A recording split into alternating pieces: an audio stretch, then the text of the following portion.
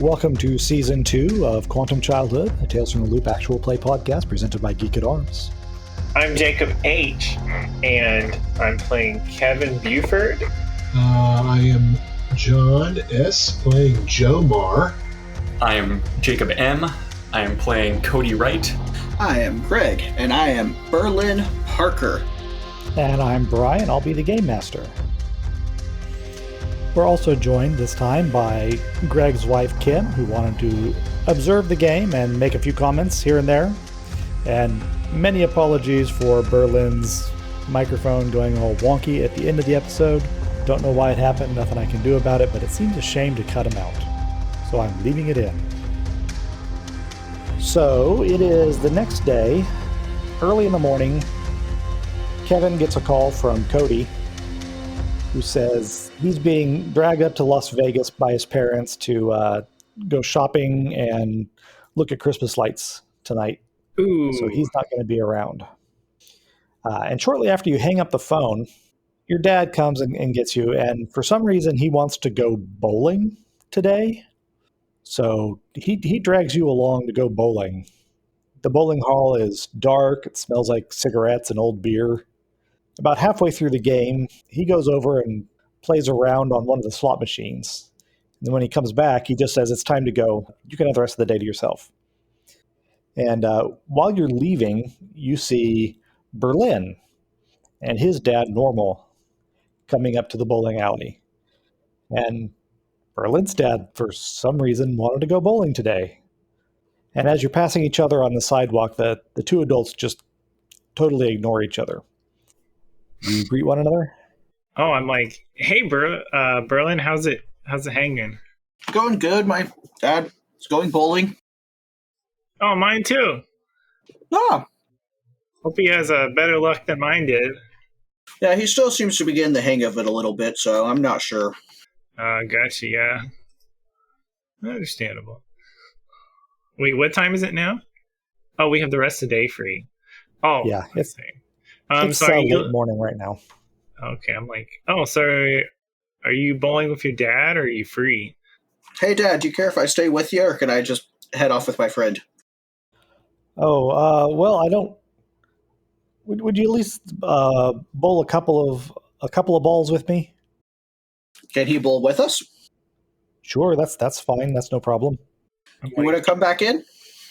yeah, I asked Dad. Dad, is that cool? Where are we going to meet up with him, anyways? Yes, sure. That's fine. Cool. He continues okay. to avoid eye contact with Normal. What? Normal is Berlin's dad. Oh, okay. Why does He's all very great characters have to have weird names? I didn't name him, actually. Brian did. Brian. When he filled out the card at immigration, he meant to write Norman, but his handwriting was bad, and so it was recorded as Normal. Understandable. Normal Parker. As opposed to the other one. He's always perpendicular to the ground. Sorry. Just wait till you meet Abby, Linear algebra joke. who's named for him. You know, Abby Definitely. Normal. That's it. Yeah. Oh, yes. Young Frankenstein. Yep. All right. So you go into the bowling alley, and Normal asks Berlin to go get the shoes and rent some balls. And then he goes over and he plays a couple of rounds at the slot machine before coming over and putting on his shoes. And you bowl for a little while. And then he apparently Do I roll? See how well I bowled? Go ahead. Make a body roll. Okay, you have to too, Berlin. Let's see who did bowl real Am I better. still upset, or is that gone since it's been a day?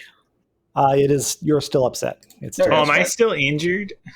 yes. Yeah, because remember, he went to the hospital, too. I Until don't such remember time how I as- was injured, but okay. I think you were bit by a dog. Oh, yeah. Okay, body. Here we go. Ah, All right. So it looks like Berlin's winning. He's a surprisingly good bowler. I'm a little preoccupied with my horrible dog wound. So it's again about half a game before Normal decides that's enough, and then he leaves the two of you to your own devices. And over to Jomar. As discussed with your dad the previous day, you go to the hardware store to shop for replacement Christmas decorations that are hopefully not quite so much of a fire hazard. Yep. And Krista meets you there because he wants her input since she's the one who's also enthusiastic about Christmas decorations. She can help pick them out. And she's wearing these big hoop earrings that you've never seen before, new jewelry, and yet she seems sad for some reason. Hey, Chris. Good to see you again. Oh, it's good to see you too, Jomar. I miss you. Miss you too. How are things going with you? Well, they're fine, I guess. It's kind of weird being in the house, without you and Dad there. Yeah. Yeah, same here. Same here. I'm really hoping that this Christmas will be somewhat similar to past Christmases. I know it'll be a little different, but maybe we can try to capture some of the good old days, and everything. You seem a little down. Is there anything in particular that you want to talk about? Oh, well, it's mostly just the being alone by myself so much. Okay, so she's been dating a guy named Brian. No relation. He says, "Yeah, Brian is getting kind of weird, and he's spending a lot of time with that kid Peter. Do you know Peter Yeah. from the Dream Shop? Yeah. Weirdo. Yeah. Yeah. And they were getting in a fight, and I don't know. It's just I don't know. I think I'm going to break up with him. I don't think that's going anywhere. So Yeah. it's just I've wanted to talk to you about it because I have my reservations about him, and I know you and I are headstrong enough and really similar in the way we think, and I didn't feel like he was really good for you.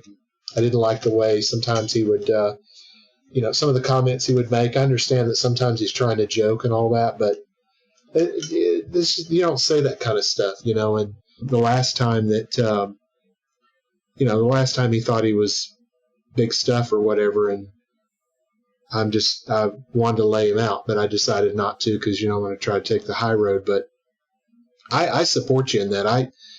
yeah, and he's a little stick. You'd break him in half. Well, yeah, I know, but I didn't, yeah, I didn't want to end up causing a scene, because I really do care about how you feel about things, and and I know there's a lot going on in our family, but I support you. Go ahead and you know how to do this. Just, whatever you decide to do, I'm with you, and I'll definitely try to call you more, and maybe I can get Dad to bring me over and drop me off or whatever, or maybe I can just say I need a slumber party or something, and we can hang out or something. Yeah, that'd be nice. I'm trying to get our father to. We really don't want another Griswold Christmas, I just. You remember Griswold, right? That really didn't end very well, but yeah, we're going to try not to burn the house down this year.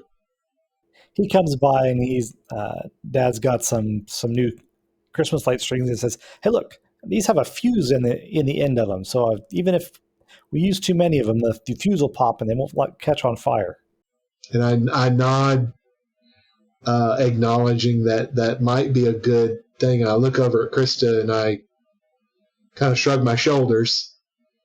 Yeah, okay, Dad. That might work. Let's hold on to those and see if were there any more strands that we can get with those that would be as safe. Oh yeah, they've got plenty of them. I think we'll be able to deck the house out real good with these. Okay, cool. I mean, you mean the whole house? Well, as much of the house as there is. Oh, okay. It's I was thinking little small house that you and he are living in. Yeah, I was thinking, maybe the porch, maybe the front windows or something. Yeah. You're not thinking of getting on the roof, are you? Oh no, not on the roof, but up to the eaves with the ladder. Oh, okay. Yeah. Yeah. Okay, cool. Yeah, So I presume that late in the morning or early afternoon, you are meeting up someplace. yeah, we got several strands. I don't remember if Mom came to get Krista or if Well, she has Dad her took car, her. so she can drive on Oh, her that's own. right. I forgot she does have her car. Yeah. So we part ways and do the family thing, and Dad has said that I'm good to have some time. So you guys want to meet at the hideout? Yep, Oh always. yeah. Let's go. Let's go to the hideout and hang out with Isaac for a bit. Let him know things we've learned. See if he knows anything. Probably not, but Oh, you know what? Maybe Isaac has a fuse. Anyway, I don't know. If he did, I'm pretty sure it would have blown by now with the way we treat him sometimes. It's definitely who, not a short who, fuse. who's we treat him? I treat him great. What are you talking about? I treat him nicely too. I barely know him. Dude, wait, today was the day he was making us that cake. Dude, we need to get there now. And he was gonna get Coke Zero with the real sugar. I'm not sure how he's doing that. Coke he's supposed Zero, to. which doesn't exist yet, with the real sugar, Right. This is the '80s, so you're getting new Coke. which is the one with the fake Zero. So he's getting old Coke, not fake, not new Coke, and not Coke Classic. He's getting old Coke. Which is the kind he'd have to cross the border into Mexico to get. Oh, Is that Old Mexican Coke. Coke? Yeah, Yeah, that would that's be the old Coke. Yeah, that was in the just dusty changed bottles. That you Yeah, have to yeah. hit on that- the edge I of hear they tables found to some of open. that in Al Capone's vault. That was the old Coke they found in there. Yeah, next to his tax forms is what you're saying, right? Oh no, I meant where Coke. I meant the Coke where it got its name, Coke from. That Oh Coke. yes. That was in Coke of how. Yes. Yeah. Try to keep this as family friendly as I can. Right. Yes. You can edit out all the drug talk. Okay, I'm ready for some cake. I'm not editing out the stuff about aspirin though. Hey. That one's probably okay as long as you're not telling people to take too much of it. It's time for cake. Right. To the cake. As soon as you walk through the door into the hideout, and for the benefit of Kim, the hideout is there was an old rail line that ran up to bring supplies to the Hoover Dam. And once the dam was completed, they tore out the tracks, but the tunnels and a lot of the bed was still left behind. And at some point, somebody built a little speakeasy inside one of those tunnels, and then that was eventually abandoned. And so the kids have found this storage room, turned speakeasy, turned just dumpy little room, and they have claimed it for themselves. Cool. And by the rules of the game, the hideout is sacrosanct. I am not allowed to bring any bad guys there. Nobody can find it unless the kids bring them there themselves. Gotcha. And we have a robot butler. Yes. And they have a robot butler. The Well, it is Tales coolest. from the Loop, so that makes sense. This is our robot butler. His name is Isaac. Nice. So as soon as you come coolest. through the door into the hideout, Isaac says, "Merry Christmas!" And he holds up a small cake with a very precisely painted Santa Claus in the icing. Awesome. Kind of like Wow. 8-bit style. Sure, yeah. Isaac, this is amazing. Merry Christmas to you as well. How did you get that design in the cake?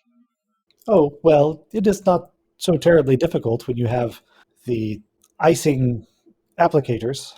Ah, well done, sir. That looks awesome. I hope that it tastes good. I am, as you know, completely unable to determine whether or not it is good, having no taste buds. Oh, it's okay. Kevin will tell us.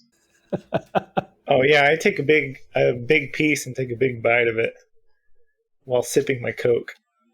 And It is kind of bland and overly floury, but it's cake, so it's good. I give him a big thumbs up. Can we... It occurs to me that I don't think that Greg even ever saw the picture of Isaac.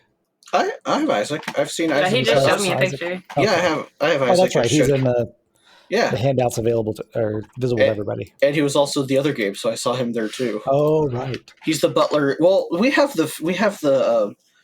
Bobbers in the other game instead of him, but he's still around regularly. We just didn't make him a butler.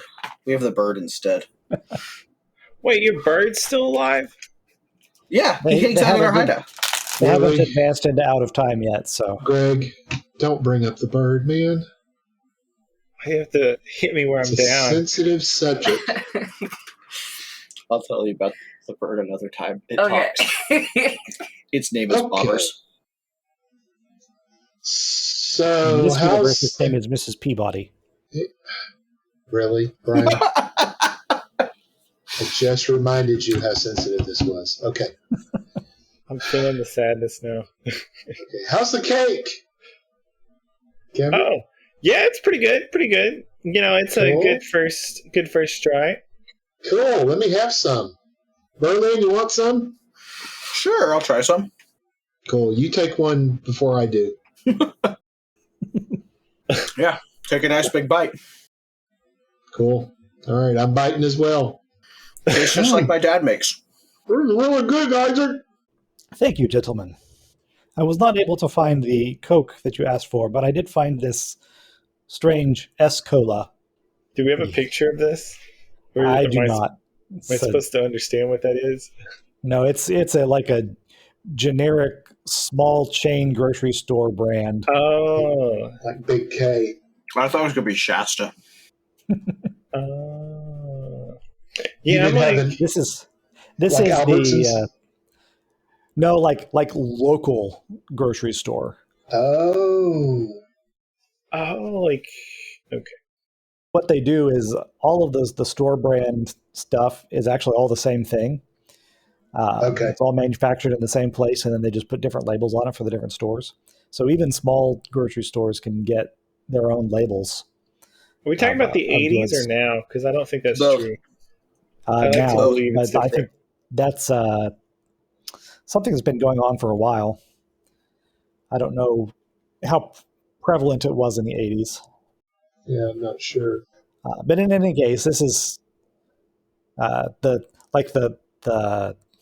paint on. It's like the can is actually kind of painted, and it rubs off on your hands, and it leaves like red ink on your fingers. Oh, you know, it's good when that happens. Okay, I'm like, that's close enough. Close enough. Isaac.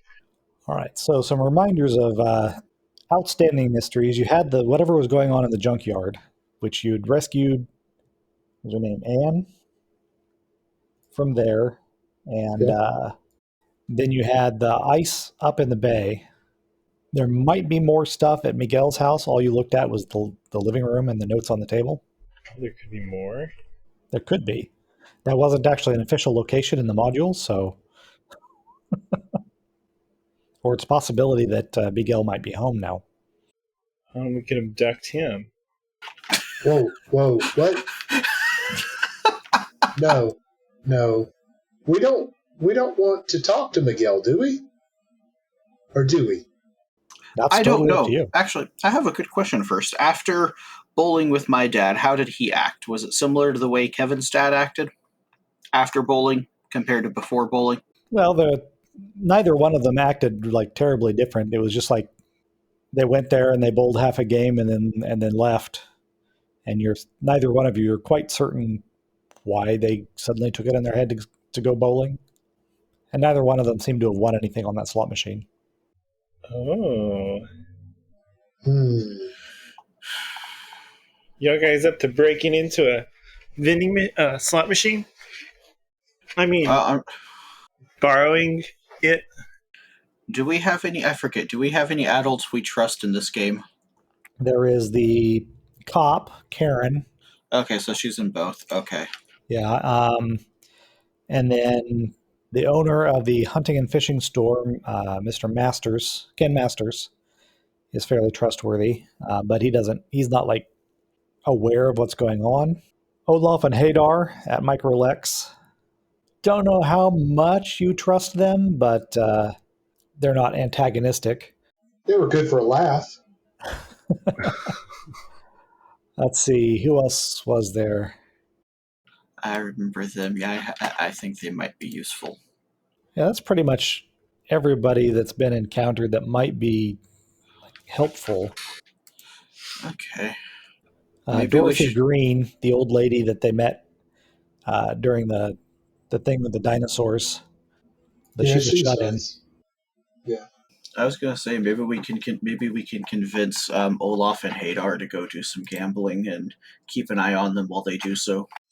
Oh, Mr. Speedrum, the 911 operator. I bet I've been hanging out with her a lot, and she is a little of an eccentric 90-year-old since she is a 81-year-old because she is a 911 operator. I'm pretty sure she's up for a little gambling. She plays bingo pretty hard.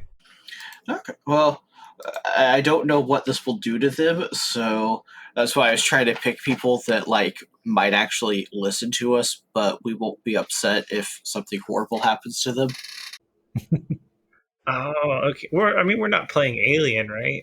Nobody dies in this movie. You just get really big boo-boos, to quote George of the Jungle. Speaking of, since you've spent this scene in the hideout, anybody who has a condition can remove one. Yay. My wounded arm regrows. I feel a lot more calm and less upset now. Nice. I thought it was your leg. I don't actually remember. I don't remember either. This is going to be great. We're going to record. Yeah, you got bit in the leg. My wounded arm. Well, that's good. How's your leg? Close enough, We know for certain that it's Cody's toe. Oh, yeah, no one will forget that. Actually, here's what you do, Jacob. Just re-say your line of "my leg's all better," so whichever one it was can just be edited to be correct. My coronary artery. Just to cover up. Wow. I'm just giving Brian Wonder more they had work to in take him to post. the hospital. If we're just giving Brian more work. That's a little bit like when I had to edit one episode where the entire episode I called Krista Alice. So I had to dub that over with the correct name. Yeah. Did you She hire gets called Alice once in a while. So every single time you just come in, Alice. Monotone, just spliced right over.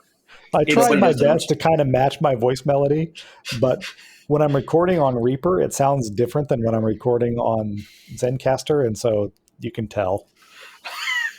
Oh, I can't wait to hear this. That's going to be fantastic. Anyway. Okay. Yeah, I feel like Miguel would be home if we went there, so I don't like that. I think we should maybe check out the boathouse and the hunter's lodge. Just swing by and make sure there's no more animals trapped there. Okay. So I haven't heard anything about that stopping. Well, it's only been a few hours since you were... Yeah, I think it's not what we wanted to do, but... Okay. Okay. So the brief review of what we know so far. We went to Miguel's house. What did we find out from Miguel? About Miguel? You found out that he was building something. The devices that are out in the bay were things that he built, and they're called temporal keys. That was pretty much all that you learned there. And that he didn't seem to have much in the way of furniture, just card tables and folding chairs. Oh, so he's single. Okay. Not that this is going to be helpful. Oh, and by the way, this is the same math teacher that invited you, Jomar, to the math competition. Oh, okay. How did you do when you did that? How did I do? Yeah. Well, Mind roll. I did okay. I would say I was fifth place, because I'm a musician. Math doesn't matter. I'm just saying. I mean, it was good for me. Fifth was good for me because of my level of command of math. Yeah. Right. Anyway, Yep. That may or may not be relevant. I have no idea, but I thought I'd ask. That's fine. Yep. So where are you headed? Let's see. So we know he's been building temporal keys. We know there's something weird, maybe a temporal key up there, up at the where there's the 3 devices. We know animals are vanishing. Oh wait, we're gonna? How are we about going to the casino? I mean the place bowling alley and breaking into that machine. We're good if you think you can get in and out without being, without leaving any traces. Of course I can, or my name's not Kevin. Buford. Kevin Buford. I do say it wrong like that. Okay, Beaufort. Let's go and see what we got. All right. Okay, were you going to try and enlist an adult to play the slot machine, or what? Has to be an adult. Yeah, I'm thinking Hodar and... Yeah, that's a good plan. Hodar, I forgot his name. Sorry. Hadar. And since this is a heist, if we have time, I think we should wear the turtlenecks. Are they the extra long ones that we could just cover up our full head to hide if we have to? Probably yours, because it wasn't tailored like the rest of them. All right, well, Microlex then is where you know that Olaf and Hadar work. So let's see, that's Bacon. pretty well straight down that road coming out of the train tunnel, so that won't take you very long. And you get to Microlex, you've got I don't know, you just walk in the front door? It looks like there's not too many people here, it being close to the holidays. It's like 5 or 6 cars. Yeah. Yeah, we're going to just walk I have a feeling that we need to kind of gather a little bit to have a little bit of a plan. So I look over at Kevin and I kind of grab his arm and say, the arm that was regrown, of course. Kev, you got your tools? Are you sure this is good? Yeah, I'm packing, and I pat my pocket where I've got my water pistol. Try not to be so obvious, please. Okay, and I look back and Greg, are you good? You ready to go? Yeah. Okay. Pat my shoulder with my little rat. All right, great. You got the rat with you. Cool. All right, let's go. I mean, let's Adrian go. comes everywhere. Right. That's true. Okay, we're going. Okay. So you arrive at the Microlex building. Of course, you've got the glass doors in front and the reception desk right inside. You just walk right in. Yep. All right. One of the twins looks up at you when you come in. He says, it's you fellows. What are you doing here? Actually, we're really here to find out what you are doing. Well, I'm working, obviously. This is my job. Sit here at the desk. Make sure people get to where they're going. Nobody comes in who doesn't need to come in. Like, for instance, a bunch of kids who are not supposed to be here. What do you mean not supposed to be here? I don't understand. Well, as we established the last time you were here, your parents don't work here. You don't work here. Yeah, but we came with our parents. You didn't come with your parents. You came with the weird flying girl, the alien girl.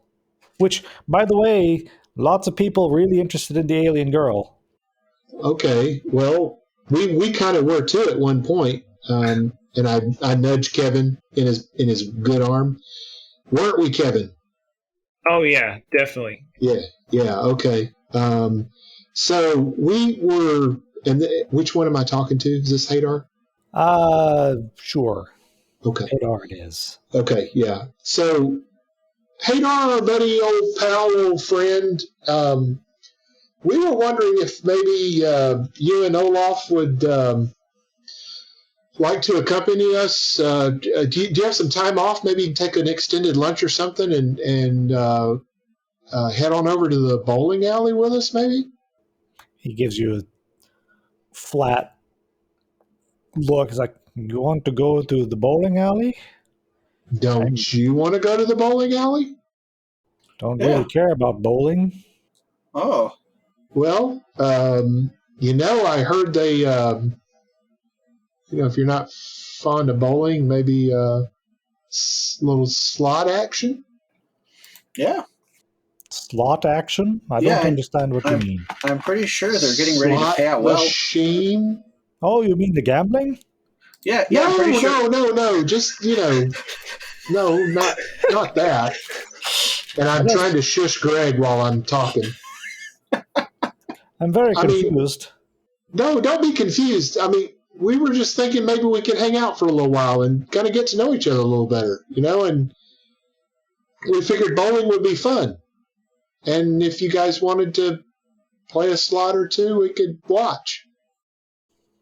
Oh, I see. Because it's not legal for you to play the slot machine. You want us to do it. I see.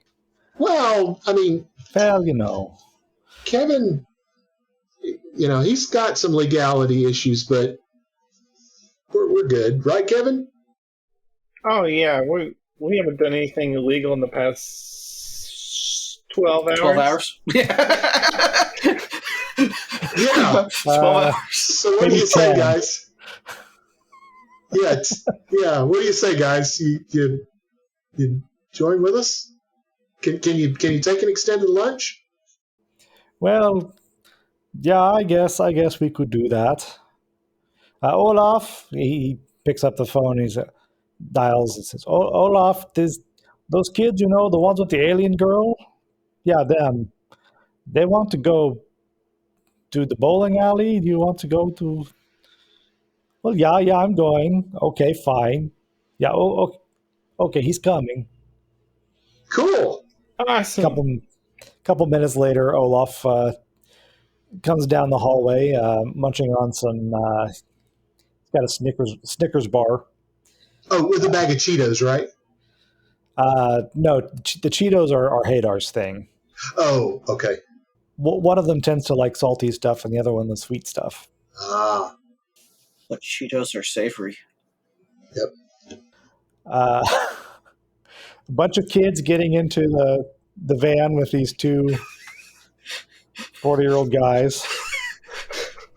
Hey, it's the looked a little 80s. sketchy. Yeah, I was going to say, it's the 80s. This is normal. This is before the stranger danger part of the 80s. Even in the 80s, this is maybe a little suspicious looking. We're in the light industrial, heavy commercial area. There's not like there's a lot of people around to see this. Kevin, you got your jacket, right? Oh yeah. See, we are in luck. It's all good. You get your turtleneck, right? No, it ain't my turtleneck. I don't have that. Well, All right, so I hung it up never mind. It's in the hideout. So they drive you across town over to the bowling hall, and they're kind of bickering the entire time with one another. Not about anything important that you can tell, but seems like typical sibling rivalry. And you get to the bowling hall, and they get out and they say, "Okay, now you want us to play a slot machine? Are you staking us here?" Again, my accent is wandering. It's all good. I know who you are. I think it fits the vague somewhere from Europe they are without setting down exactly where they're from. I think we established the first time they showed up that they were definitely Swedish because they had a Swedish Shepherd therapy dog. Yeah. I was thinking transatlantic at least, but we're good. So I pull up next to Kevin and I'm like, are you ready to get these guys? Okay, are we ready? oh yeah. Yeah, Okay. we need to point them to the right one, though. Okay. All right, so you go into the dark and smelly bowling hall. The slot machines are over there on the wall to your left. And Hadar once again says, "So, about that money, were you staking us?" Oh. Money. Dude, what kind of operation do you think we're running here? Well, you're asking us for a favor. That's true. Well, you remember that time we saved your life? Definitely true. I do not recall anybody saving our lives. It was. Sorry, I forgot. That was the time thing. You don't remember it. That's why. You're saying we have lost time? Oh, Not that's quite. amazing. Olaf, we have lost time? Check your watches. They're comparing their watches. Kind of pat around at my Shit. pockets. This is the 80s. This is a slot machine and a bowling alley. I probably only need like a nickel. Yeah, it'll be nickel slots probably. Yeah. Can I find a nickel in my pocket or somewhere on the floor really fast? I got 2 or 3 in my pocket too. So Yes, you may have nickels in your pockets. Yay! All right. All the nickels. all right, so we gather our nickels and give them to Kevin. Yeah, and I hand them over and say, "Don't spend it all in one place." Actually, But actually do. That one. Point to the machine our dad's used. Spend it at that one. all right. They walk over there arguing about who's going to play first. And they stick a nickel in and pull the lever and it goes, and they don't win anything. So they stick another nickel in, pull the lever, and it goes. And they continue to not win anything. They Do stick we a nickel notice in and pull the anything lever. going on the screen? Nope. Does anybody want to make a die roll of any kind? Yep. Yeah. What do I want to do? So, this is a bowling alley, right? It is a bowling alley, yes. I want to so they're gambling, right? We've got this stage set. I'm like, guys, I think what I'm going to do is distract people, distract the workers, while you guys do the bust. How's it sound? I'm not sure what I'm supposed to be busting. Dude, you'll know what to do. Okay. I'm going to roll an investigation check. Yeah, that's just kind of what I was thinking too. I was trying to think if there's an opening big enough for my rat to go and investigate, but I'm not thinking so. All right. You may make your rolls. I want to investigate too. Hey, All right. So Berlin and Kevin both notice Olaf's knee hits the cabinet, and there's a little door in the front of it kind of pops open. ooh, Just a couple inches wide and maybe 3 or 4 inches tall, like a little pocket in the machine. that sounds rat-sized. Perhaps Adrian should sneak his way in there and see if he can find anything, or at least get us our quarters back, our nickels back. Well, upon looking further at it, there doesn't seem to be. It doesn't open into the cabinet or anything. It's just Ah, like a little slot in the slot machine, like maybe where they would have stored the manual or something like that. I think when the twins are done, we need to check that out. Okay. Right. Well, you do so, and it is empty. But you think this might be a place where it would be convenient if somebody was playing the slot machine, they'd be able to reach down there and put something in or pull something out of that little spot without being seen. Ooh. Yeah. Is there any way that I could possibly comprehend what's going on with the slot machine? Sure. Okay. I will try it. Okay. Having watched, and now I've lost the name of the movie that I wanted to reference. You watched some spy movie recently, and you Maltese learned Falcon? about. No, Maltese Falcon wouldn't work. This is a Okay. spycraft thing. This is actually something that Berlin might know. Well, at least Berlin's player would be knowing something about. That it might be some kind of a dead drop, Yeah, that's what I was feeling. passing messages to somebody else without being seen. I actually had typed in chat, Kevin's dad left something for normal, and then I erased it. Like, yep, I know what that is now. Dead drop is actually not one of the ones I have listed in my notes. That's kind of funny. Let's see. So that's what I'm comprehending. Yeah, that's what you think this may be useful for, passing Okay. messages to people. Okay. So I'm looking around for Kevin, and because I think, as I looked at Berlin, I think he kind of understood, my glances around. I'm looking for Kevin. Is he near by me? Yes. Okay. And I turned and almost run right into him because he was so close. I didn't realize that he hadn't walked off. Oh, Kevin, Kevin, come here. And so I kind of turn our backs towards Hader and Olaf, and I say, dude, I think this machine is leaving messages for people. You know that spy thing that, where, you leave a message and somebody picks it up and the next person leaves a message and you pick it back up and that kind of thing. I think this is one of those things. Oh, dude. Okay. That's good. So what do we do with that? I'm not sure. I mean, so do you think our dads are planning something? I don't know, dude. I'm trying to hope that my dad's not going to burn our house down for Christmas, but your dad, I don't know. Well, I don't know. Maybe that's what he's planning. Like I said, I hope not. But yeah, I'm with you, Berlin. So how much longer are we going to have Hadar and Olaf do this?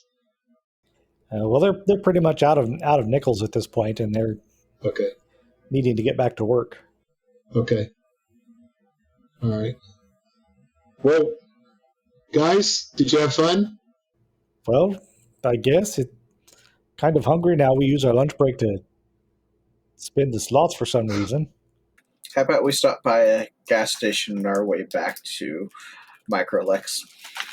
Or maybe they can just go themselves and get what they want. And our bikes are there. Oh. We rode with them. Oh, yeah. Yeah, we rode here with them. All right. Well, yeah, we can get them. We can try to get them. Well, yeah.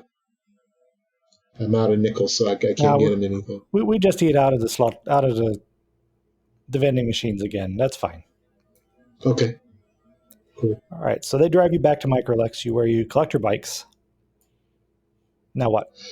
Thanks for the fun time, guys. Hope we can do it again soon. Thanks a lot. Yeah, sure. You betcha. You're very weird. Yeah, you too. Thanks. Okay, so Minnesota is as close as I can get to Swedish. Yeah, sure. You betcha. It works. I'm thinking we need to head back to the bowling alley. We gotta look around that machine. I should know better than to leave red herrings. Oh, those aren't red herrings. They're Swedish herrings. They're Swedish herrings. It's a little pink. At least this gives us something to do that doesn't advance the main story while Jacob is out. Well, see, I guess I need to call up a different book. Well, we can go back to the hideout and talk to Isaac again. That's fine. Let's see. So, stuff going on around that plot. Hey, Kevin, if you find out if your dad's going to go to the bowling alley one day, give me a call and I'll do the same, and we'll see if we can find out more about what's going on. Sounds like a plan. There it is. Okay, so what are you doing? Well, I don't know if I got any buy-in from the guys, so I'm waiting. Sounds like we're putting the spies in the bowling alley on hold until we have more information. Basically, until we can see something. So Kevin and I will call each other if something happens. That way, if we find out one of our dads is going back to the bowling alley, we can we can try to head over there and see if we can find out more about what's going on. But until then, we don't have anything without flat out accusing our parents of being spies. About what time of day is it now, Brian? By now it must be around 1 o'clock, 1:30. That was Okay. Olaf and Hadar's lunchtime, so. Yeah, hey guys, I'm getting a little hungry. You guys want to grab a snack somewhere, or think there's any more cake left at the hideout? Oh yeah, I mean we left some Yeah. down there. Cool. I'm not sure where we should go from here if we're wanting to wait on the slots. I don't know if there's anything else we need to check on. I don't know. I guess When let's head back to the hideout. when was the math competition? Oh, that was Oh. back last spring. Okay, Before the previous so I school wasn't year. here for that, and it sounds Nope. like it was such a minor thing. Well, So it wasn't that minor. I placed 5th, dude. it's not enough to go to Miguel's house and tell him how you did 5 months later. No, but it was a big deal to me. Wait. Oh, I got an idea. Was there any of those questions that you like totally failed? You mean on the test? Yeah. Yeah. You go ahead.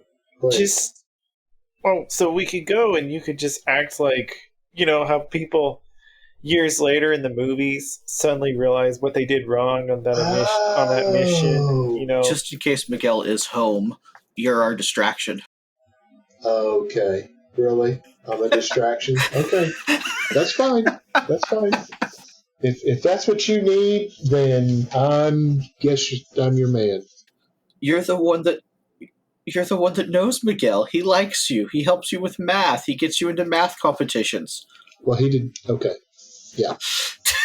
I get where you're coming from, but there wasn't much help for 5th. That's why you need more help now. Okay. You just know how to make a guy feel great. Thank you, Berlin. I appreciate that. Let's just go see Miguel then. How about that? Up to Miguel's house then? Yes. All right, so as you're approaching, you start to hear these mechanical servo noises and something heavy walking towards you. And as you come around the bend, you see a big four-legged robot, and it's got these like claws on its undercarriage, and it is carrying a mattress, and it is just stepping over the fence around Miguel's front yard, and the garage door is open. Looks like it's coming out of the garage door and it's carrying a mattress. Okay. Is it okay. Really? Is that mattress flat or is it folded over? It's folded in half so that it fits under the undercarriage. Oh. Is it moving fast It is away moving. from us that we can't catch it? It's moving fairly quickly. You'd be able to keep pace with it on your bikes. And this is a kind of robot that it looks slightly familiar, but it's not like one that you've necessarily seen before. Oh my. He's cute. Is it also covered in graffiti? Yes, the Okay. robot is covered in graffiti. And matter of fact, it's that same one from that picture. There's one in that picture. The drawings don't quite look the same. Okay, yeah. That's actually that's a lot larger than I thought the drawing was. Yeah, it's a big robot. The drawing looks like it's if it's carrying a mattress, it doesn't look like it's that big. Yeah, that picture, it looks big. Okay. But we didn't see this one at the junkyard. No, you did not see it when you were there. It may have been there, but you didn't see it. Does the bed look like it came from the junkyard? No. The bed looks fairly fresh. I mean, it's not ratty or anything. And it's not discolored with anything like a red color? Nope. Okay. Or yellow for that matter. And it turns to its left and it's now headed northward. So it's not actually going into the house anymore. It's going past the house. It's coming from the house. Oh, it's coming from the house carrying the mattress. Yes. Okay. Well, I don't know if we should chase this thing down, because it's not as cute as someone so recently called out. It might hurt us, so we need to get to the house and see if Miguel's there. Well, what do you think? It's not. It's moving fast, but I think especially like we could probably try to outrun it, especially once we hit like a road. We could probably gain some extra speed. I don't think it would gain that much extra speed from the road. Okay. And we're close to the marina. We can just go into the marina. Okay. And so we catch up to this thing. What do we do with it when we catch up? Find out where it's going. Okay. All right. What do you think, Kevin? Let's do it. I'm all for a high-speed chase. Oh, sweet. Okay, here we go. We are one child horsepower bikes. We're good. One child power bikes. But we have multiple gears, right? Or did they have those in the 80s? Yeah, mine's a 6-speed. I never knew them to actually ever do anything. What? Well, you still have your old banana seat cruiser, though, Kevin? That's probably only a single gear. Yeah, you're right. Ours are only single gears. Yep. Yeah. Mine's kind of chopperish. Trying to catch up to the robot. How about everybody give me a move roll? Right, move roll. Here we go. What are my worst skills? Yeah. Oh, wait, that's not me. Hey, whoa! That could have been Greg. Your wife must have hit it. Actually, she stepped away for a moment. Yeah, I heard the roll and I looked over and I saw the one success and I went, yeah. And then I saw that was actually from Kevin. I'm like, where's mine? I looked up and went, oh, wow, even better. Okay, so you get a bonus effect on move. Nice. Yeah, what's my handouts? Move.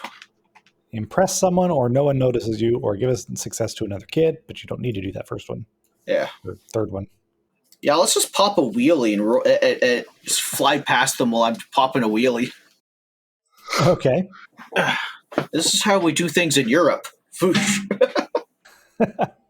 All right, so it takes you a little bit of time to get up to speed, and you come up, either side of the robot, and it kind of moves to one side and then moves to the other side, trying to keep equal distance between all of you. And then finally, it comes to a halt and it says, "Friend? Enemy? Stand still for scanning." And it makes a kind of a ticking noise. Friend. We're friends. All friends. And stand still. Standing still. All right, and it's got some little cameras on front that swivel and look at you, and it says, "State your business." Inspect mattress.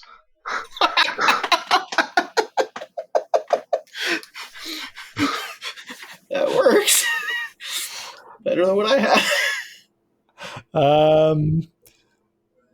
Give me a charm roll, I guess. Okay. I couldn't think of anything else to say. Success, okay. Let me read something about this thing. So it drops the mattress on the ground and it flops open. "Mattress is ready for inspection." Is there anything in the mattress?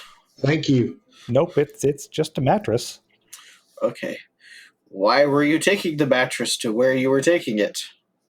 "The mattress is required. If you have no Why? more business with me, I will proceed." Mattress good. Proceed. It kind of crouches down, grabs a mattress and its underbelly claws, stands up, and then starts trotting off back to the north again. Thank you. Oh, okay. Does it look like it's going straight towards the junkyard or veering a bit more towards the lodge? If you had to guess, it's probably going toward the junkyard. Okay. Well, let's add this to our resume. We are now mattress inspectors. I'll be number 23. What you gonna do? Wait, did you say that the mattress is going towards what's his face's house? No, it's coming from Miguel's house, going toward the junkyard. And the mattress isn't going by itself; it's being carried by the robot that is doing that. Oh, okay. I thought we were a whole new world situation. Guys, I think they're building something in the junkyard. If assuming it's going to the junkyard, which I am jumping to some conclusions, but I've never done that before. But I'm trying it out. Okay. Are they putting together like a sleep number bed or what?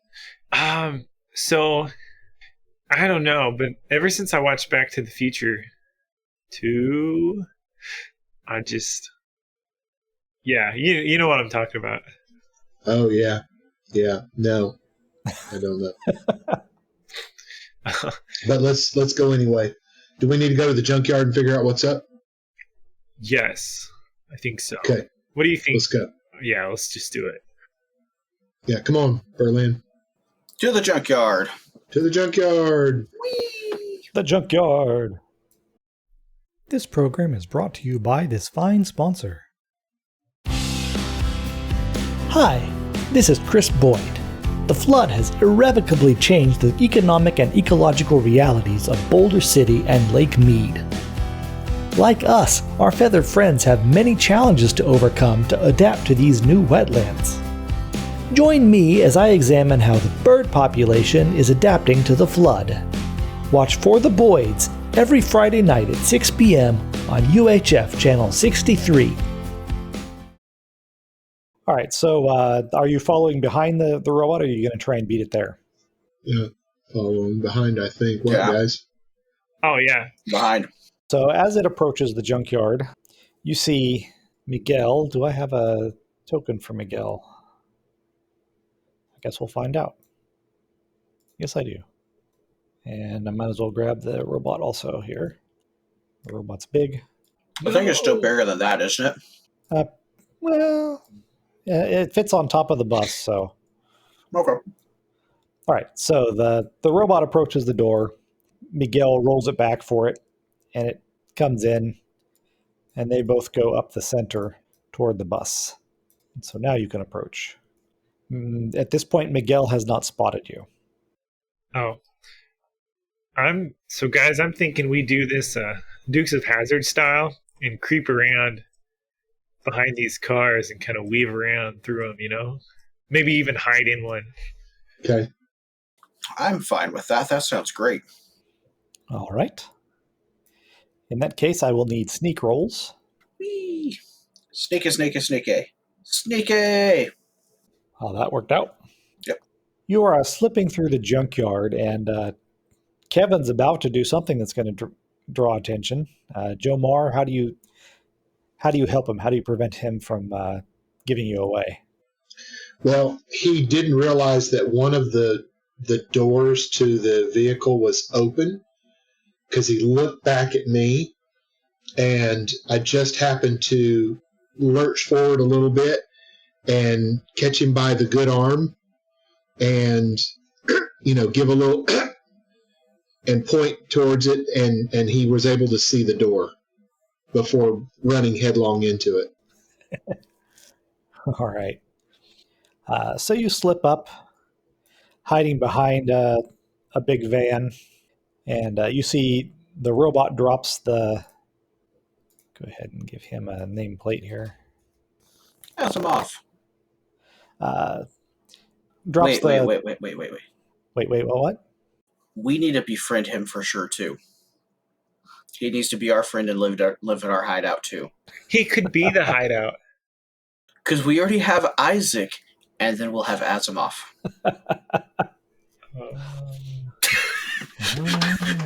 All the viewers at home can't see John's face every single time I make stupid comments like that.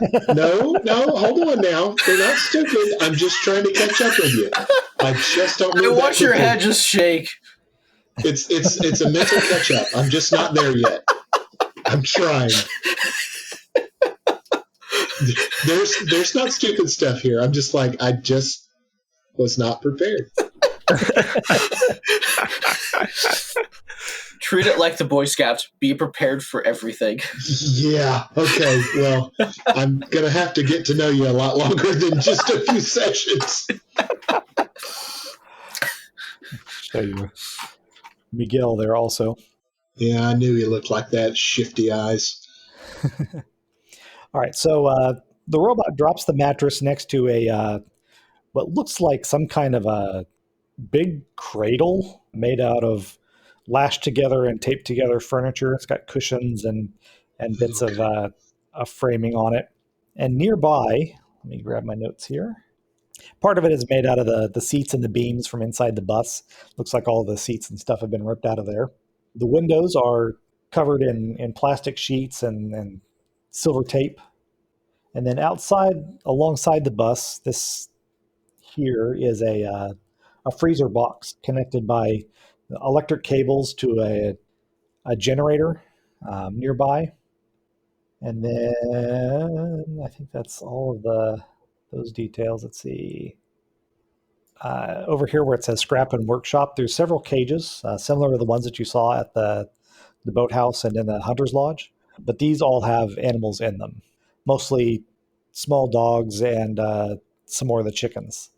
Miguel comes over and I'm going to go ahead and, yeah, he goes in and he enters the bus, and you can see that there's some of that blue flickering light coming from around those tarps inside. And Asimov kind of comes over here and just kind of crouches down by the cages.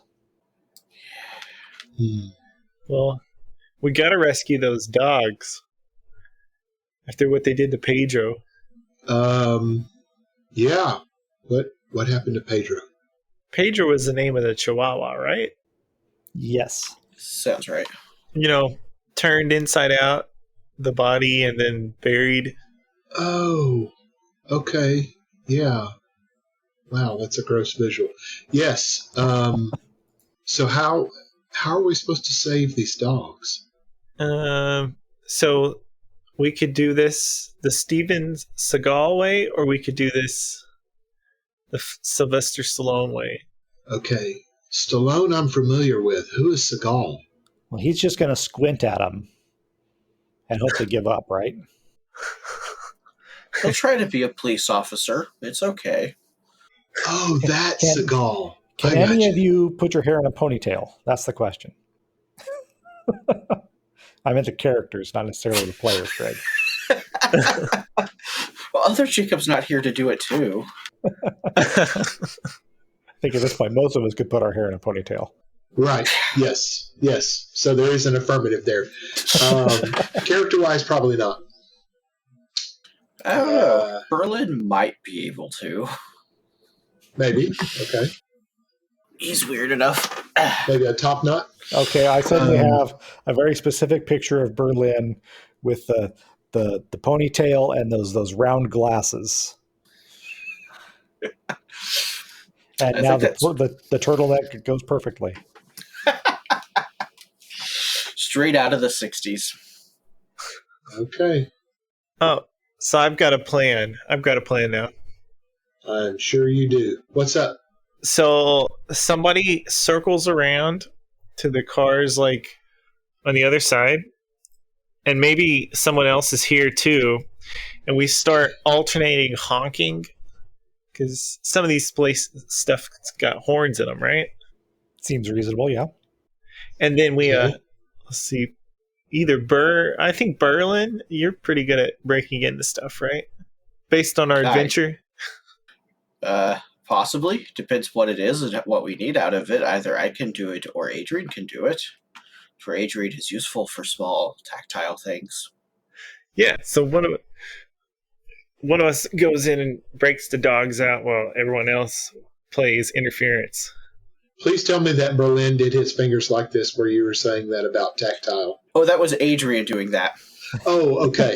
Little Wait, rat rat? fingers. Yeah, little rat fingers. Okay.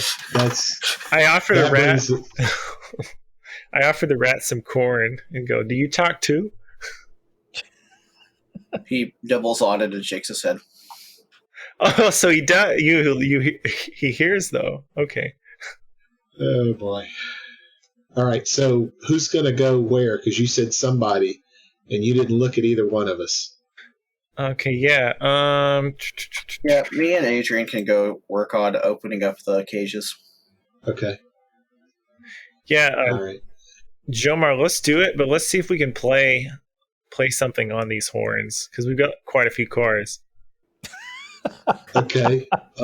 We could do "Take Me On" by Aha. Ooh, I don't know, man. That or another one bites the dust. Okay. Or maybe "War Pigs" by Black Sabbath. Oh, dude. Yeah. Yeah. Okay. Yes. Let's do it. Okay. All right. Cool. So where am I going? You could take the far side. Okay. All right. Just like Okay. I'll over here. Yeah. Okay. All right. Cool. All right. All right. Given the circumstances, I'm going to call this extended trouble. And so you need to get 3 times the number of kids in successes. So you need 9 successes Okay. to rescue the dogs. Okay. it's been so long since I've listened to War Pigs. I know, right? So everybody needs to choose what skill that they're going to use to apply to the circumstance. All right. So to do my part, I'm thinking I might have to be move rolls, since I'm going to be going back and forth between these vehicles to push the horns. Okay, Does that sound right? that sounds good to me. Okay. I want to say that it's lead roles because I'm going to have to somehow coordinate everything where everything works out okay, that we honk like we're honking at the right time. Okay. Sneaky to make sure I can get over there while hopefully they're distracted. All right. And thank you, Jomar, for playing Distraction. You're welcome. It happened anyway. So then, I know since Berlin is planning on using Adrian to open cages, he'll get to roll with the rat as his iconic item. Yay. Nice. Kevin, of course, I'm sure that you would like to apply your jacket. I mean, if it works, yes. 5. Let's see. Lead is a heart. 10, 12 for Kevin. Berlin's got 8. Yep. And Because it's not my Jomar primary, but is moving. That's a body skill. So 6. Can you think of a way to apply your drumsticks in this circumstance? Let's see. I could, although next to drumsticks I have selected comprehend. Well, So that's changeable. You can apply it to whatever skill you happen to be rolling. Yeah, so what I could do is I could use them as extensions of my arms.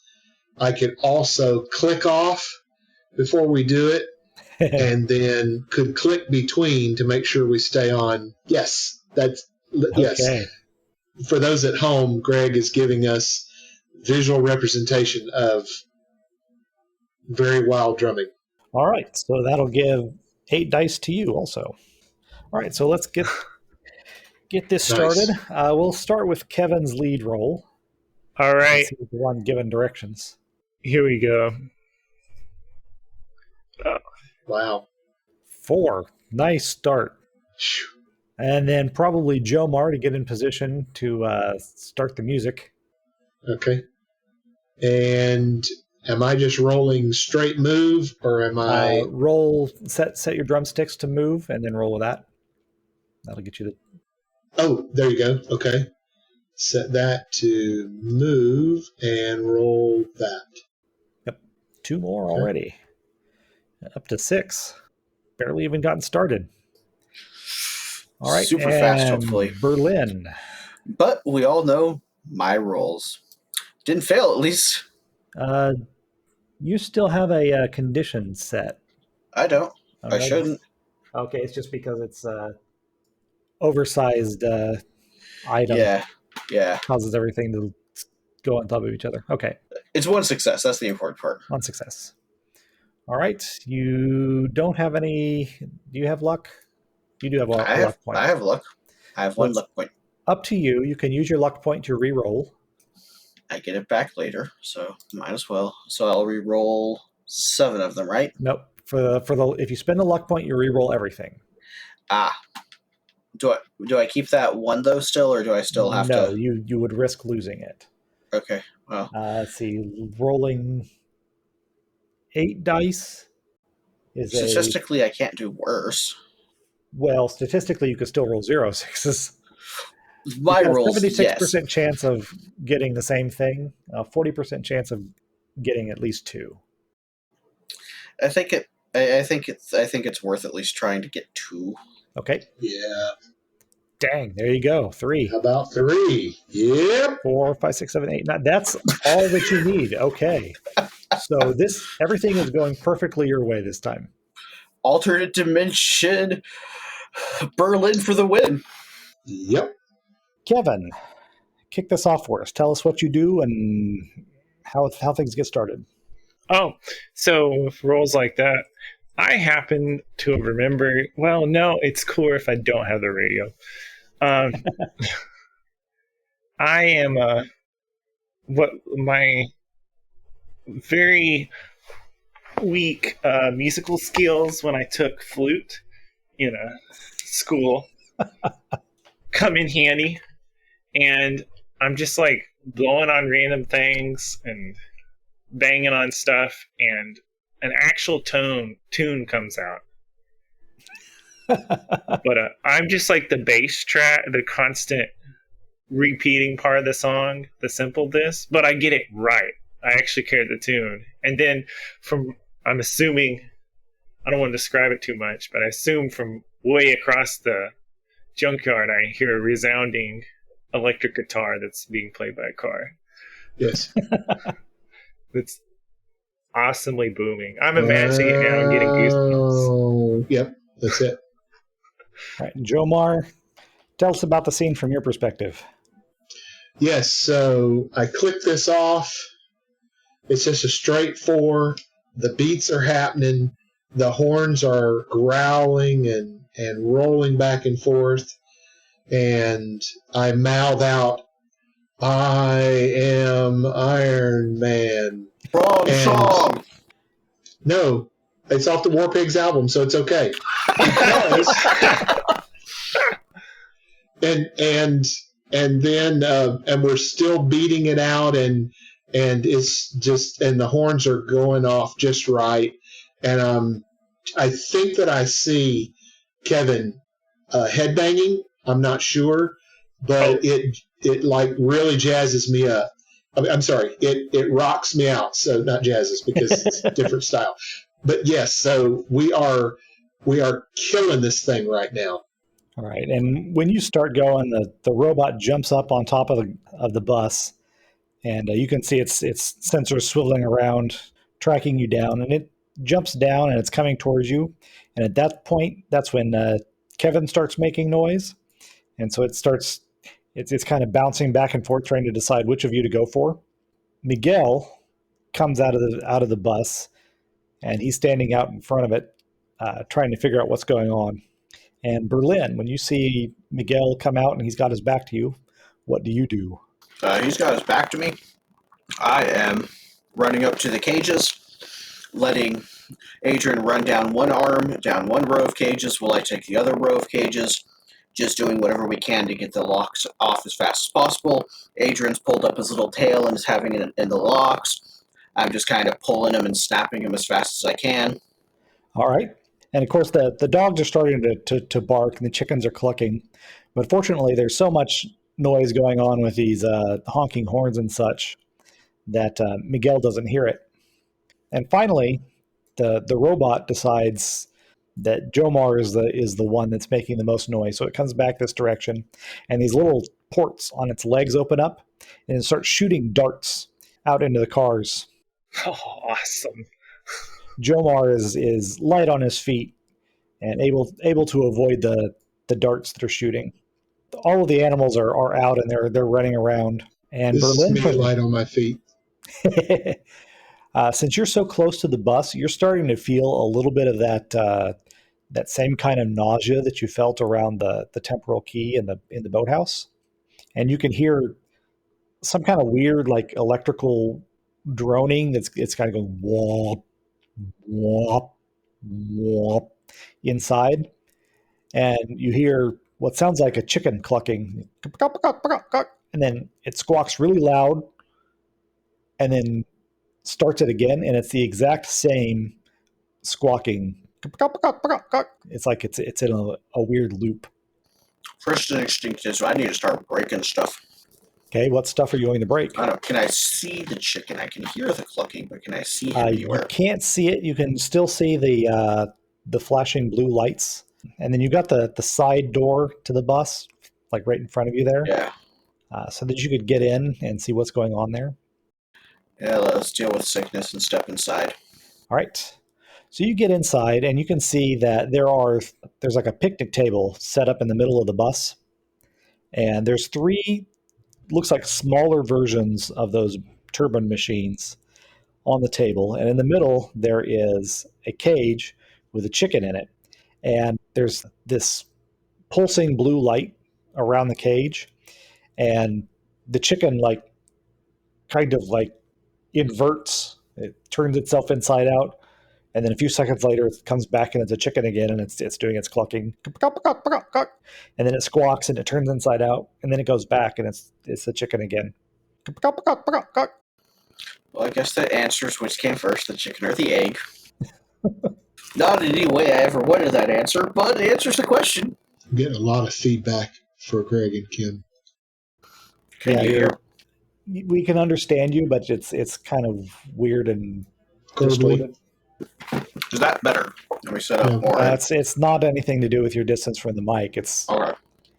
It sounds like a electronic problem of some kind, Yeah, or connection. I'm going to hope that it's not in the actual recording, that it's just a internet thing. All right, so you're watching this chicken go through this weird cycle.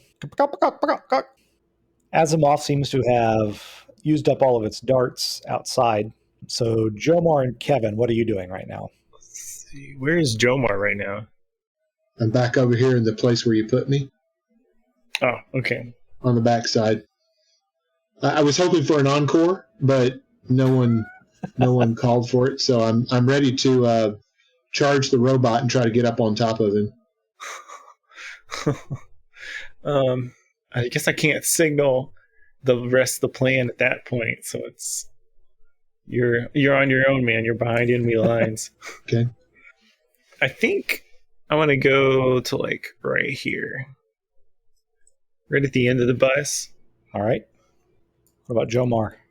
I want to run over towards Asimov, or whatever his name is, right about here if I can. Uh-huh.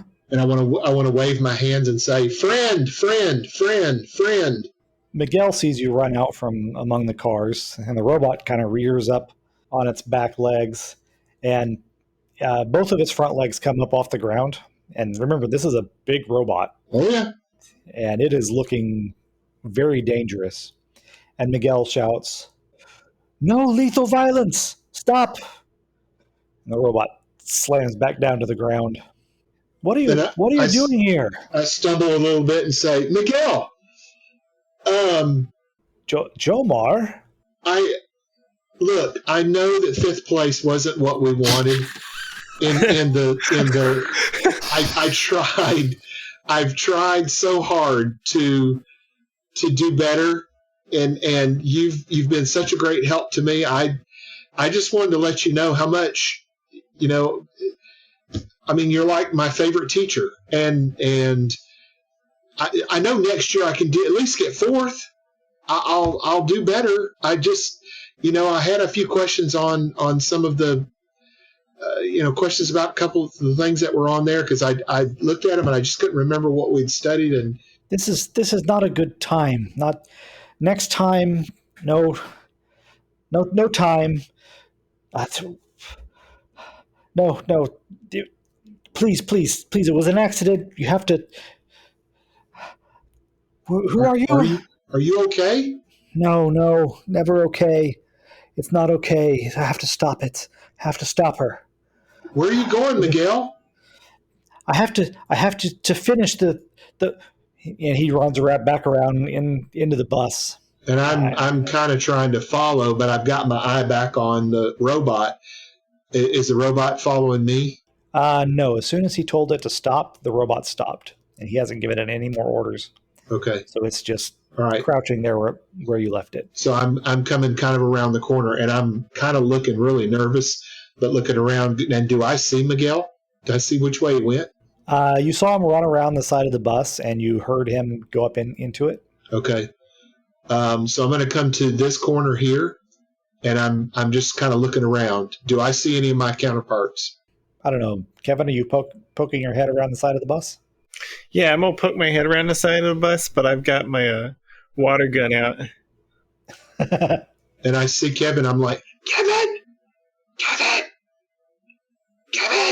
And I'm like, yeah. Did you see where Miguel went? No. Where's Berlin? In the bus.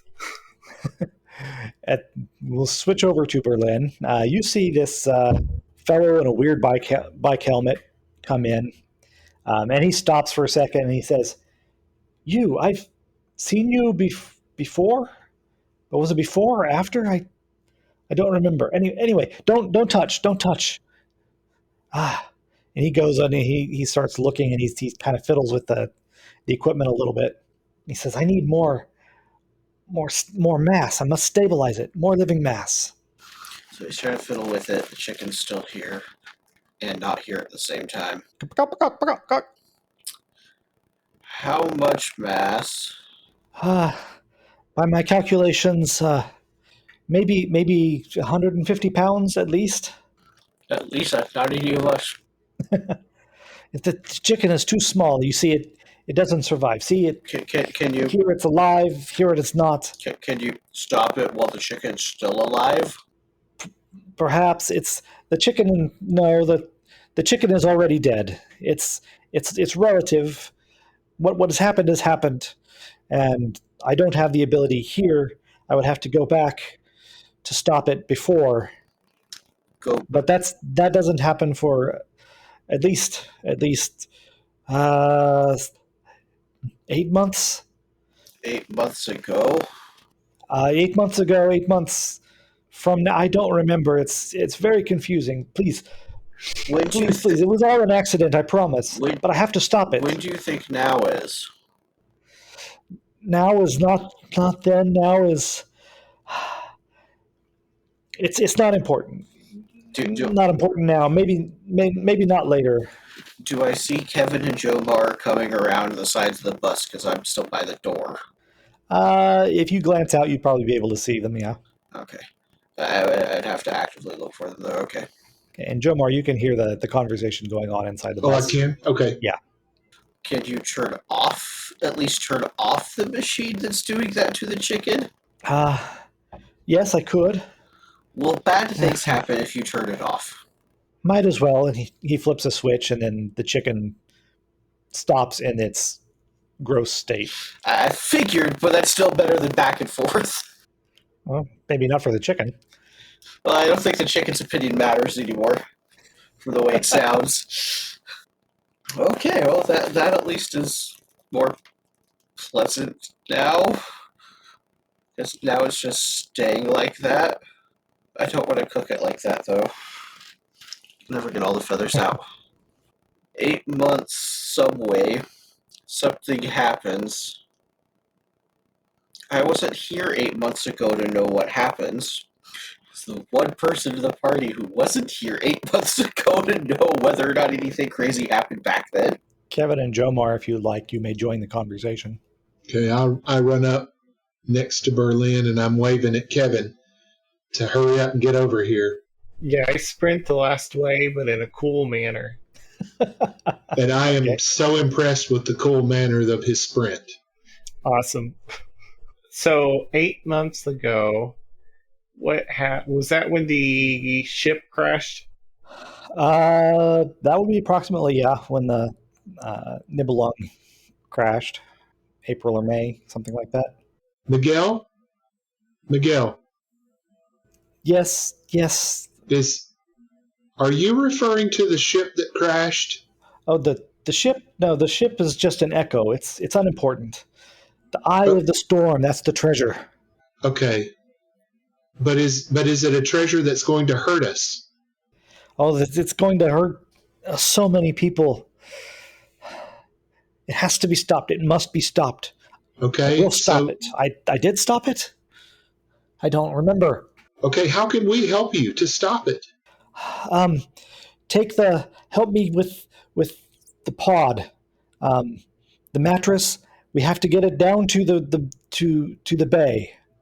Okay, okay. Can the robot carry it?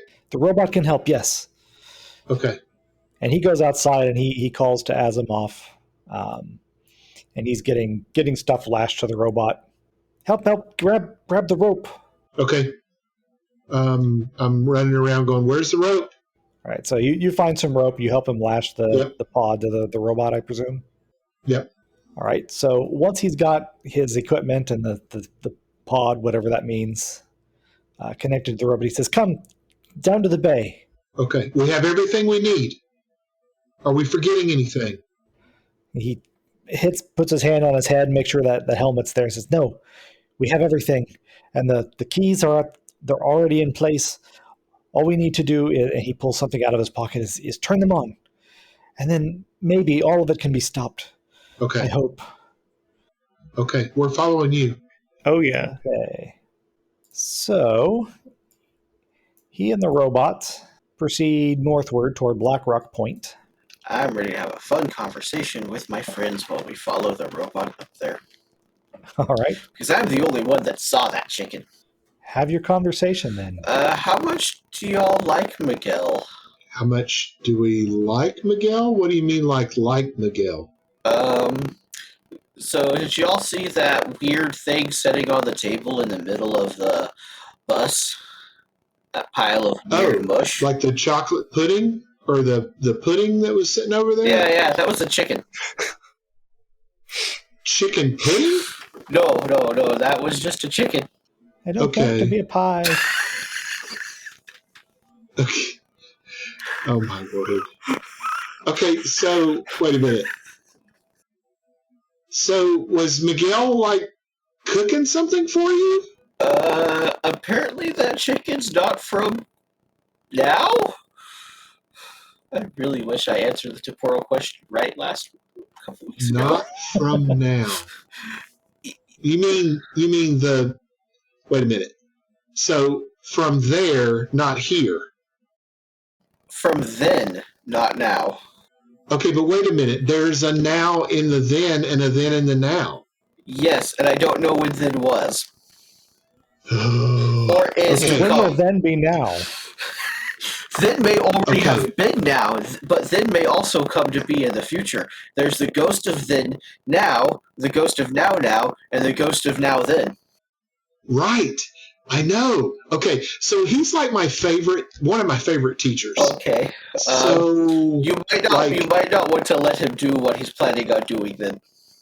okay, like doing. Wait a minute. He says he's got to stop it. It sounds like he wants to be the chicken. Okay. Have you ever been watching a tape at home and sometimes it gets really glitchy and like it kind of, or like you're listening to a record and it skips a little bit, and so you hear that same part over and over and over again? Yeah, I just picked the lint off the needle. Yeah. Now imagine you do that, but it stays stuck in the scratchy noise. Oh. That's the chicken.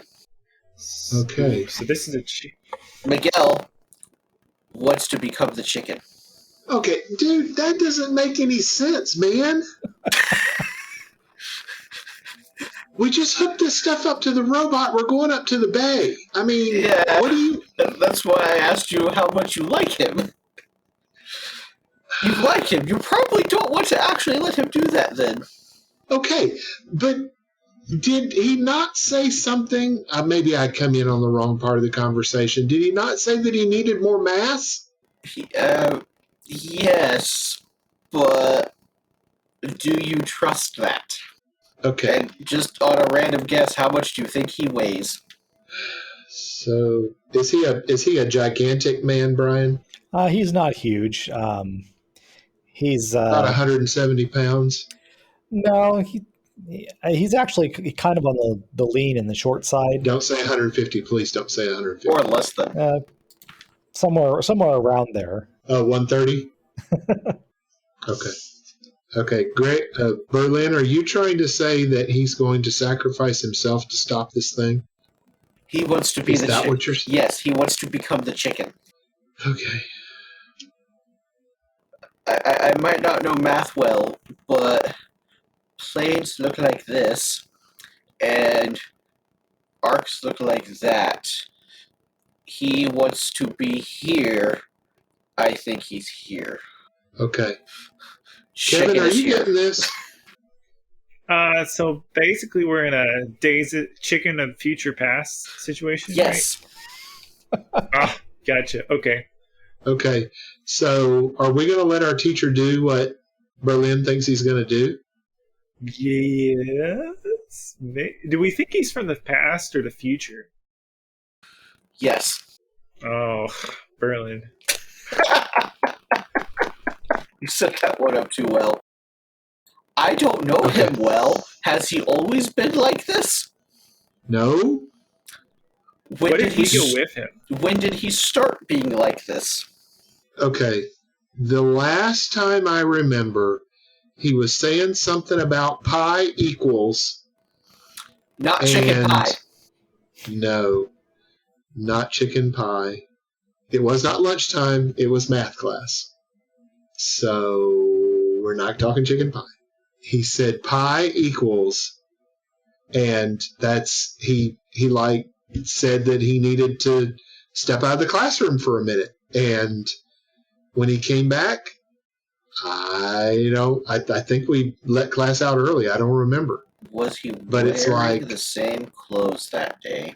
And I look over at Miguel, and I'm like, no, it doesn't look like the same clothes. But I mean, like, when he came back after he stepped out, was he wearing the same clothes as he was when he stepped out? Dude, I don't know. That was 8 months ago. Oh, wait a minute.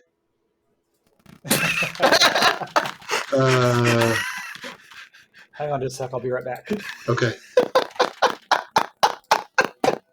Okay. Pause. Did you actually? I just tripped myself out. I'm sorry. Did you actually plan to say that, or did it just happen? It just kind of happened. Okay. Well, I mean, I'm cognizantly in the now saying it, but I don't know that I was thinking then that I was saying it. Okay. Wow. I don't remember if he was wearing the same clothes. All right. So you get down to Black Rock Point into the boathouse, and Miguel goes inside. You see that out in the water, there's even more ice than there was before. It's turned into this almost like a solid sheet, Yes. covering the space between the boathouse and about halfway out to Black Island up there. And he stops and he says, "Okay, now things are going to be very strange." And turning inside, it's all connected, and you think you can cut and you can't cut, and you do something and it turns out not quite the way. Okay. like this. Yeah. And he picks up a piece of paper and he cuts it a little bit and he folds Right. it in half. Right, and he says, right. "See, look, I have a loop, see, paper, and you cut it in half, and you think that when you cut it in half, you have two pieces of paper, yes? Right? Yes, but look, I cut, and I cut, and I cut, and I cut it straight in half, and when I am done, what you have is Okay. not two Okay. loops, but one. You see, Miguel? you cut, and it does not turn into what you expected. And that is where we have to stop. We have to cut it a different way. Yes? Are you planning on hurting yourself? Hurting Miguel? Okay, No, I don't want to hurt anyone or myself, but it has to be stopped, and we have to make the cut in the right place. You understand? Then you were. Did you see what happened last night and the night before? The storm, the great. What would happen if we don't stop it? That happens again and again, and when it happens for real, then everything is destroyed. on the ice. Yes, yes. So you help me get the pod out into the water, onto the Yeah, ice. I guess that's a good Oh. thing to stop, and that is quite weird. We never had things like that back home. How much mass did you say you needed again? Oh, yes, the mass. And he goes around the other side of the boathouse. And when he comes back, he is leading a horse. He says, "This should stabilize everything enough to make it possible Oh yeah, the to horse. survive the transition." That's more than 150 pounds. I forgot about the horse. Okay, Maybe. guys, huddle up. So it's not Miguel we're losing, but weren't we supposed to rescue that horse and take it back to them at the Nelson Ranch? And where's this horse been? We've been here. We've been to Miguel's house, and we've been to the junkyard. Where was he keeping the horse? Shh, don't think about it. Maybe he was keeping it there then, as opposed to here now. It was up his sleeve. Up his sleeve. Okay, so You did just watch the man cut a piece of paper in half and wind up with only one piece of paper. So, well, yeah, I'm still trying to figure out the equation for that one. I mean, if that's on the exam, I'm failing. Well, you did only get 5th place. Yeah. I just really wanted a chance to do that. It was amazing. to make a Mobius strip. Yeah. The camera cut out, so I didn't get to watch it all, but I heard it and went, I'm missing something. Oh, wait, I need to refresh the cameras. So I caught the very tail end. Yeah, if you But as cut a soon as- Mobius strip lengthwise like that, instead of getting 2 pieces of paper, you only have 1. Oh, yeah, they're fun. Anyway, back to the horse. Well, we got to get the pod out on the ice. So you all in agreement? You're going to help him with the pod? Oh yeah, we did. He's not taking his life, so yeah. All right. So he hitches the horse up to the thing to help drag it, and it slides across the ice actually a little bit more easily than you expected. And he leaves Asimov back at the boathouse to stand guard. And the sun is starting to go down. It's getting windy and cold. The wind is whipping the water across the ice and biting into your skin. And he gets out to the center, and he drops the reins, and the horse just stands there because it's well trained. And he kind of pushes and positions the pod, and then he pulls that control out of his pocket and says, Now, everyone, just be calm. This is going to get very loud and possibly scary." And he presses the button. No. He's already pushed the button. I'm actually going to turn was around. like- I watched that chicken a few times. Yeah, and I went, and he pushed the button. All right, and you hear that a very deeper version of that hum that you heard in the bus, and the sky overhead turns blue in the darkness, and then suddenly that huge Gauss freighter that you saw the other night appears in a rumbling thunderstorm. Thick swirling snow blasts at your skin. The ship creaks and it begins to fall toward the water. So this is like right overhead, while the lake seems to freeze and it's just completely covered as far as you can see in ice.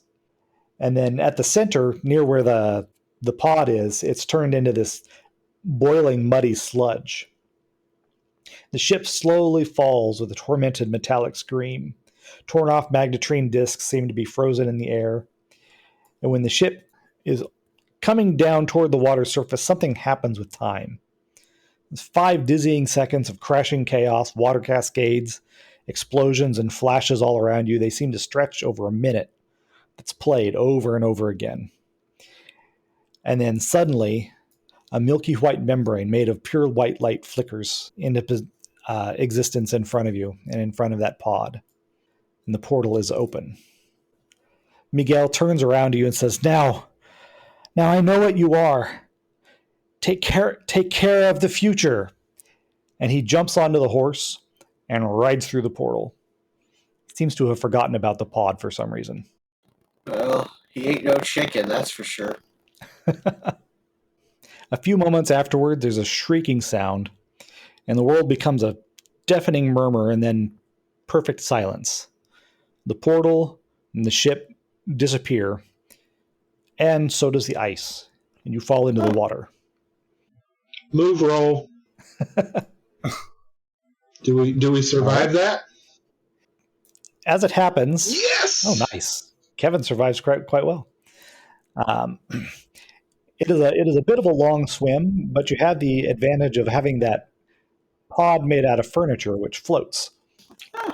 Nice. So you turn it into a makeshift raft, and you manage to get back to shore. Of course, you're now wet, cold, and muddy, and you're all feeling nauseous, and your joints are aching from exposure to that portal. And by the time you get home, it is full dark. I was going to say, I think there's a stop we need to make on the way home. All right. We need to stop by the Nelson Ranch to inform them that their horse should be home in about 8 months. Wait, it's the past, right? So the horse is already home. We shouldn't go by there at all. I want to go talk to Asimov. Oh yeah, right. Asimov is He's still right here. Yeah. We want to take him home. We want him to live. We want him to be our new hideout. We could just hide on the mattress. Just ride the mattress into battle. You get to the shore, and Miguel is still standing there motionless. What? Wait. Not Miguel. Asimov. Oh. Sorry. Dude, oh man, my head just Brian is almost. Brian is confused. It's okay. That just hurt for one moment. He looks about 8 months younger. I knew there were going to be weird timey-wimey things, but that is not what I was expecting. Yeah, No, Asimov, okay. Okay, yes, so Asimov. Asimov. Yes. So he's just standing there? Yep. Okay. I want to walk up to him, and I want to say, Friend. You are with Miguel. You are friend. Yes. Will you come with us? Is Miguel coming home? Miguel took Trip away. Miguel ain't no chicken. I will wait for Miguel. How long will you wait? Until he returns. Miguel is kind. We have a friend who would like to meet you. Miguel said that we can take care of you. Miguel says this? He says take care of the future. You're part of the future, right? Yes, I am the future. Okay, he told us to take care of the future. We can take care of you. Will you come with us? Come with you. Yes. Make a charm roll, please. We have a place. Okay, hold on. I almost lost my sheet there. All right, hold on. Very well. I will come with you. Until the future. Okay, you really like our place. We have a friend you'll like too. He's really great. Yes. Now you do have the problem that Asimov probably will not fit through the door. Oh, I know. Yeah. We'll figure that out when we get there. All right. So what you doing then? So are our bikes with us? Yes. Okay. So we're gonna ride, and we're gonna kind of ride along with Asimov. Asimov, follow us. We're gonna take our bikes to a special place for you. Okay. I will follow. All right, Kevin, you still here? Oh yeah, I'm here. All right, cool. Did you want to ride the mattress with? Yes. Do we still have the mattress? Oh yeah, I'm riding the mattress. You sure can have the sodden mattress. Okay. What does sodden mean? We're already What do I wet. not want? Asimov can Wet. carry it. It's wet. It's a wet mattress. But we're already wet, so I don't think it makes that big of a difference. Okay. He can carry some of the bikes. I'll ride beside. I'm not getting on that mattress. Question: if he can carry the mattress, can he also carry the bikes? Well, y'all's. Yeah. Mattress riding to the hideout. There we go. If you cut it in half again, it has All a right. knot in it. Hold that up so I can take a screenshot. Yeah, you need to make sure to have a picture of that saved, so whenever you actually post this, you can post that in the show notes. That is so freaky. How'd you get a knot in it? That's what happens. Mobius strips are weird. Okay. And I think if you continue cutting it, it'll get more knots. Oh, that's weird. That's way too weird. Okay. How long does it take us a little bit to get to the place? Back to the hideout? Yeah, it will take a while. Okay. Am I going to get in trouble because I'm coming home too late? Because you're coming home very late and you're also soaked. Yeah, that's okay. I've got a good answer for that one. In December. We're soaked in December. I'm just going to blame it on Kevin. No, plausible. we have to do it right this time. We blame it on Cody. Okay. All right. That's fine. That's fine. I just want to introduce Isaac to Asimov. Exactly. All right. So you get back down to the train tunnel, and Asimov might fit in the tunnel if he crouches, but he's definitely not going to fit through the door into the hideout. Okay. That's fine. He doesn't need to be in the hideout. Isaac can leave the hideout to hang out with him outside. Okay, so you bring Isaac out. Yep. Hey, Isaac, look who we found. It's Asimov, our friend. Asimov, this is Isaac. Oh my, this is most unexpected. How? This is a security robot, but not one that I have ever seen. It looks a bit more advanced than what I'm used to seeing. You don't recognize him? Do security robots not normally come with mattresses? Well, no, I assume that was an aftermarket edition. Okay, don't get distracted by him. Come on, Brian. Stay focused. Stay focused. No, I have seen many of this model of robot before. They patrol around the loop in the DARPA facilities. However, this one, it looks lighter, not as heavy, a bit more refined than those do. Okay. And I put my hand on Isaac's shoulder and turn him away from everybody, and I kind of lean forward and I say, Isaac, is it safe to have Asimov here? Well, I suppose it depends on how it has been programmed. Could you help us with that? Well, it is actually quite impossible for one robot to modify the programming of another. But can you check his programming? I can run diagnostic on it, yes. However, if it is equipped with any kind of anti-tampering directives, then it could be dangerous for anyone who happens to be around. Okay. How about you just hang out with him, and if he does anything suspicious, you let us know. He's too small to fit inside, so if he starts acting weird, you run inside and hide. Yes, that seems like a prudent plan. Okay. Sounds good. So I guess it's time to head home. Yeah. Right? Yep, and we blame Cody. He wasn't even here, and he gets all the blame. He's a hick. He likes the mud. He wasn't even around for the adventure, but he gets all the blame. All right. I see how you're playing this.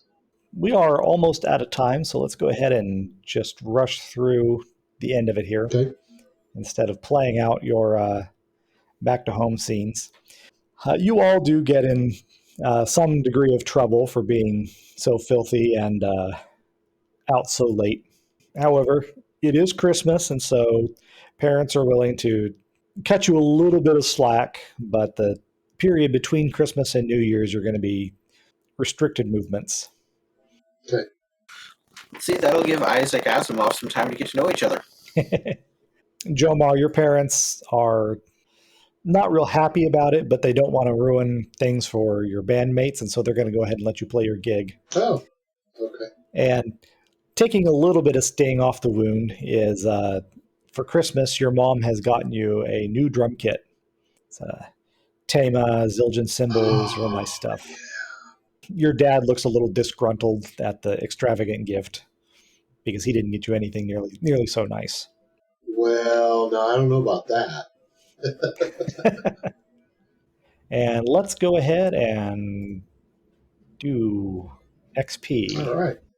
Yay. All right. So, of course, everybody gets one for participating in the session. All right. Kevin, have you been in trouble because of your problem or relationships? Don't think any of that came into play. Yeah, I'm going to say no for this once. You still don't have a problem. You'll need to figure that one out. Oh, yeah, I do need to do that. Okay. What about Hey, your problem Jomar? could be the same as mine. It'll be really funny. Neither one of those created any trouble for me this episode. Okay. What about Berlin? Not directly. It caused us to go on a weird side adventure, but otherwise not directly trouble. I'm going to say that counts. It'll play more later, I hope, maybe. Possibly, maybe not. I took notes, kind of. I took notes. All right, A whole page of them. Kevin. Did you use or struggle with your pride? I did not. I actually What didn't about roll charm, Jomar? which is weird. Yes, That was weird. I believe I did this time, Brian. In the junkyard, I willingly took the voluntold role of leading the song of the junkers, and Yeah. doing that. So I was the one they depended on. Cool. And what about Berlin? Yes, my pride of nothing scares me. We need somebody to go start opening all the cages right where all the crazy equipment is and, close to the robot and the mad mathematician. All right. I'm doing it. And Kevin, did you put yourself at risk for the other kids? I mean, the musical situation was a risk. I'm thinking all three of you did that. Yeah, Okay. that's kind of what I was That thinking. scene. Yeah, I was going to say running towards the robot. Running towards a robot, yeah. Absolutely. Okay, good. All right. And have you learned something new, Kevin? Oh, I mean, my dad and Berlin's dad are doing sketchy stuff together. They're in cahoots. Yes. All right. What about Jomar? Informally, I learned that Hadar and I almost called him Odin. Olaf. I'm sorry, Odin. That is Olaf. Yeah, Olaf and Hadar. Olaf, think Frozen. Yes, right. Informally, I learned that they don't care anything for bowling, but as long as they have nickels, they'll do some slots. But that's not really formal. So. All right. What about Berlin? Berlin learned what the inside of a chicken looks like. Over and over and over again. All right. Thanks for listening. Music and sound effects by Sirenscape, because epic games need epic sound. Check them out at Sirenscape.com and find the full attribution list in the show notes. You can find more episodes of Quantum Childhood and the Geek at Arms podcast at geekatarms.com.